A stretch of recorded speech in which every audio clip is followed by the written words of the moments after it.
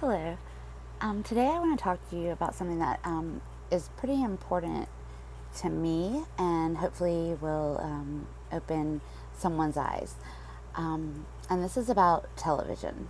Now, that's something that's been a staple in pretty much everyone's home for years. And me personally, I have not watched it in years. And I noticed a difference immediately, like within 6 months, and then I would go to someone's house, I could immediately tell a difference. So I guess these questions I would ask is, do you find yourself spending a lot of time in front of the TV, or when you're talking to friends, is it usually about television shows or things you've seen, or is it really meaningful conversations? Because there's a reason that it's called programming. It literally is programming people's minds, and surprisingly, there hasn't been a lot of studies on the detrimental effects it can do to the brain, but there have been studies on porn addiction, and that actually has shown that it can cause brain damage. And when you haven't watched TV in years and you go back to it, you actually can see just in regular shows that come on and prime time have a lot of pornographic, borderline pornographic material. So if you correlate that to it's causing brain damage from porn, you can see how there needs to be more studies done in television. But that's one thing you will notice if you stop for any amount of time. Like for me, it's been years now, and so when I'll go to someone's house and they'll have it on, you see such a decline just from years ago, and not just the sexual things that are put in front of all ages, but the violence and the drug use. And you can even look at our society, and you definitely can see some influences and things that might make you want to turn the television off and plant a garden. So, one study actually showed that 2-year-old Korean toddlers, when they were watching TV, they had a language delay if they watched more than 2 hours of that. And so, that alone, and with the brain damage that can be caused from other things, it makes sense to just kind of tune out the programming.